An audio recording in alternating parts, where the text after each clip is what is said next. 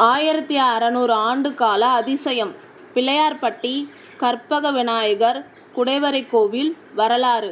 அனைவருக்கும் வணக்கம். எல்லாரும் எப்படி இருக்கீங்க? நல்லா இருக்கீங்களா? நான் ரொம்ப நல்லா இருக்கேன். இந்த பதிவு மூலமாக உங்கள் அனைவரையும் சந்திக்கிறதுல எனக்கு ரொம்ப சந்தோஷமாக இருக்கிறது. இன்று நாம் ஆன்மீகம் மற்றும் வரலாற்றின் ஒரு சங்கமத்திற்கு செல்ல போகிறோம்.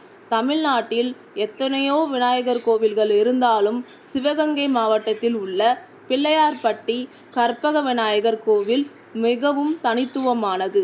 கிபி 4ஆம் நூற்றாண்டில் செதுக்கப்பட்ட இந்த குடைவரை கோவிலின் இரகசியங்களையும் 1600 ஆண்டு கால அதன் வரலாற்றையும் இந்த வீடியோவில் விரிவாக பார்க்க போகிறோம். வீடியோவை முழுமையாக பாருங்கள். கோவிலின் தொன்மை மற்றும் வரலாறு.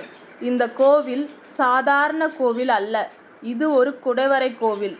அதாவது ஒரு பெரிய பாறையை குடைந்து இந்த ஆலயம் உருவாக்கப்பட்டுள்ளது. வரலாற்று ஆய்வாளர்களின்படி இது கிபி 4ஆம் நூற்றாண்டை சேர்ந்தது.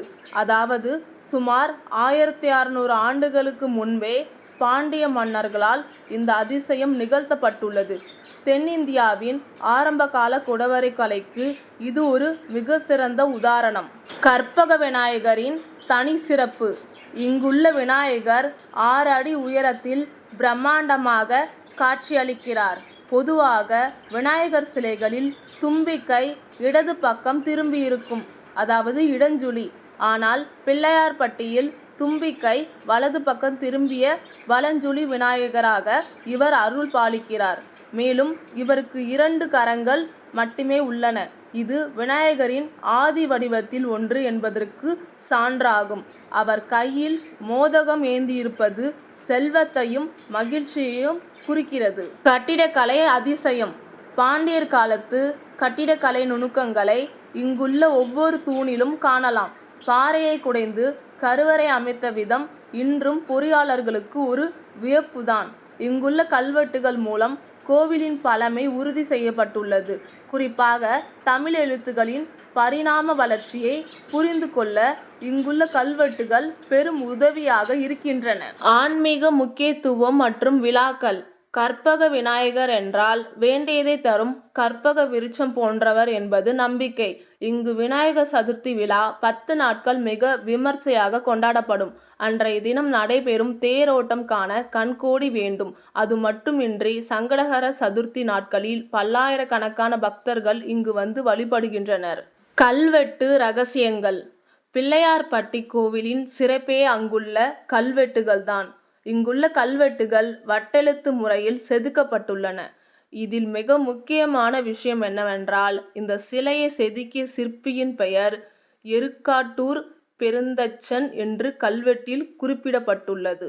1600 ஆண்டுகளுக்கு முன்பே ஒரு கலைஞன் தனது படைப்பில் கையெழுத்திட்டிருப்பது அந்த காலத்து தமிழர்களின் கலை ஆர்வத்தையும் அங்கீகாரத்தையும் காட்டுகிறது. பிள்ளையார்பட்டி திருக்குளம், அதாவது ஊரணி. கோவிலுக்கு எதிரே உள்ள பிரம்மாண்டமான திருக்குளம் மனதிற்கு அமைதியை தருகிறது. இந்த குளம் வெறும் தண்ணீர் தேக்கம் மட்டுமல்ல, நிலத்தடி நீர் மட்டத்தை பாதுகாக்கும் முன்னோர்களின் நீர் மேலாண்மைக்கு ஒரு சான்று. அதிகாலை நேரத்தில் இந்த குளத்தின் கரையில் நின்று கோவிலை பார்ப்பது ஒரு தனி அனுபவம். தல விருட்சம் மற்றும் வழிபாடு. இந்த தலத்தின் விருட்சம் மருத மரம்.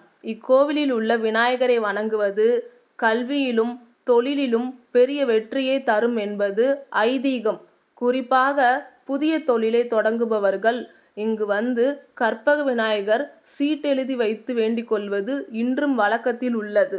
மற்ற தெய்வங்கள் மற்றும் கலைநயம். விநாயகர் முதன்மை தெய்வமாக இருந்தாலும் இங்குள்ள குடைவரை மண்டபத்தில் லிங்க வடிவில் சிவபெருமான், திருவீசர் மற்றும் உமையம்மை வீற்றிருக்கிறார்கள்.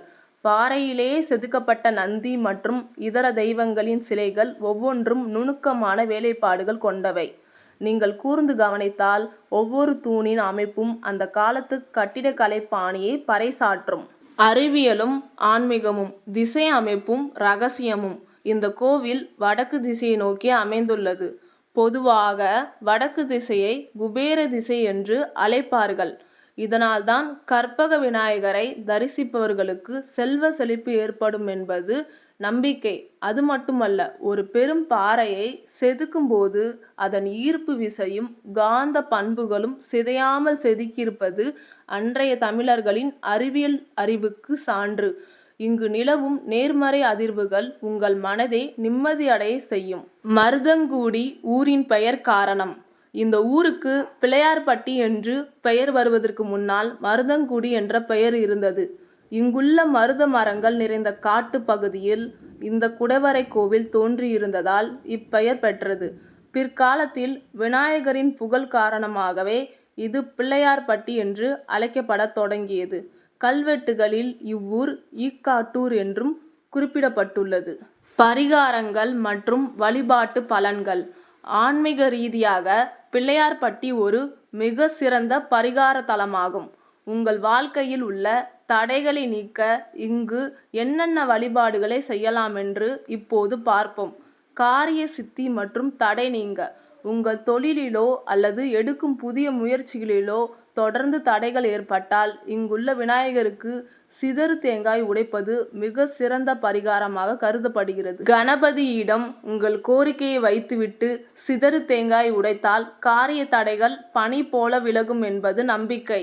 கல்வி மற்றும் ஞானம் பெற.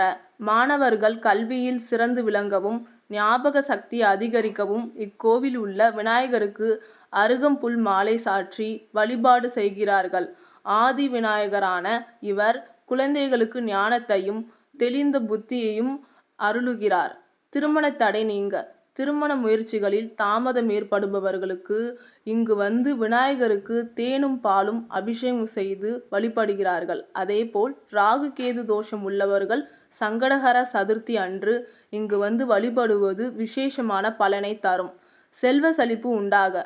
நாம் ஏற்கனவே பார்த்தது போல இவர் குபேர திசையான வடக்கு நோக்கி வீற்றிருப்பதால் பொருளாதார கஷ்டங்கள் நீங்கவும் கடன் தொல்லையில் இருந்து விடுபடவும் இக்கோவில் ஒரு சிறந்த சரணாலயமாகும்.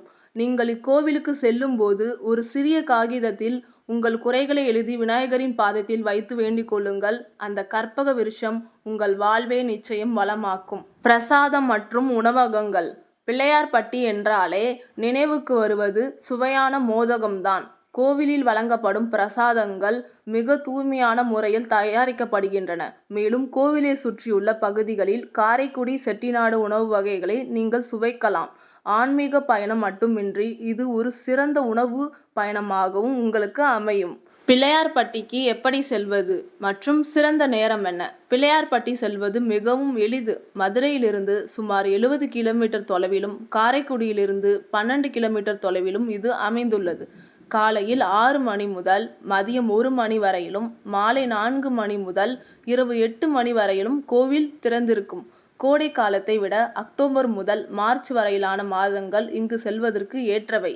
ஆன்மீகம் தாண்டி தமிழர்களின் கட்டிடக்கலை மற்றும் வரலாற்று சின்னமாக திகழும் பிள்ளையார்பட்டிக்கு நீங்கள் ஒரு முறையாவது செல்ல வேண்டும்.